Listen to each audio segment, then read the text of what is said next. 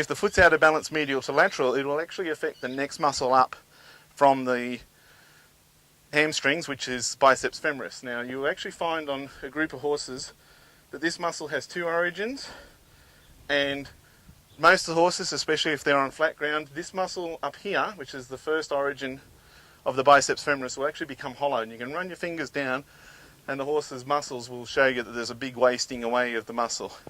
Now if you stand behind the horse, the lower half of the biceps femoris will become enlarged because it's controlling the balance of the foot. So you'll see that this will bulge out and this will be hollow, and this tells you the horse is out of balance left to right, medial to lateral in the hind feet. So basically all the little things about balance come back to the muscles, and if they show you that the horse is sore or uncomfortable, not performing, you can actually then check the feet by checking the balance.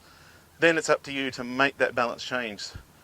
Now, if you're assessing a horse and you see a whole group of conflicting signals, i.e. the horse seems sore when you're picking up legs, it's not moving freely, one of the things to check, instead of just looking at the line that's a few inches behind the point of hip to point of croup line, the horse may actually have a strain within the sacrum, and the best way to find that is to just press gently inside the point of hip, just inside the point of croup, just over the other side of the point of croup, and just inside the far point of hip.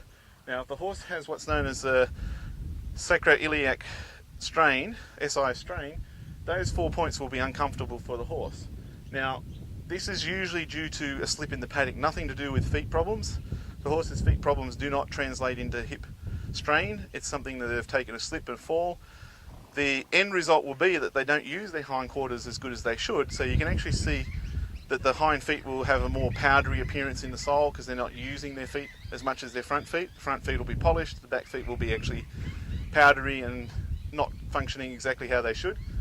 And what you'll also see is that there's a group of muscles just either side of this lumbar, maybe bunched up trying to hold the sacrum in place. Now, with the trimming, there's not much you can do here. You need to get somebody in to have a look at the sacrum, see if it is actually strained, call the vet, get a chiro to look at it.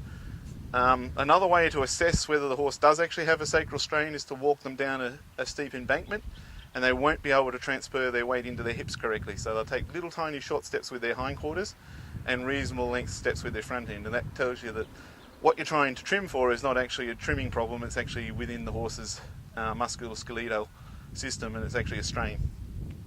The best way to assess a horse is on a concrete pad. Unfortunately we don't have one here that's level enough, so we can't do it. If you go to a property and you can find a slab of concrete anywhere, best thing you can do is put it to use, because it'll tell you a lot more about the horse. Now, one thing about the concrete is the closer it is to level, the less mistakes you can make. But if the concrete does have a slight slope to it, you can get your brain adjusted to understanding how the foot comes off the ground in one direction and then assess for the same amount of reflex coming off the ground in the opposite direction. Now the other thing that some people have fallen for in the past is looking at the coronet band and assuming that it's going to be level. Now the coronet band is actually independent of where the bones are within the feet. So we can make one side of the coronet rise or drop, or the other side rise or drop. Now if it's distinctly out of balance in height inside to outside, you might find that the inside is too long compared to where the bones are, which is then making the lateral side of the foot wear off faster. So you'll end up with a short coronet on this side and a long coronet on this side. Now over time that's easy enough to correct by trimming the balance, but don't use it to judge how much you should take off, because the coronet will slide one way or the other depending on environment and feed and stimulation. So use the coronet as a rough guideline, but don't use it as a focal point to holding the foot in place. Okay, basically the best way to trim a horse is to look at its body, find out what's working and what's not. Every horse is different, so the mechanics for every trim is going to be different.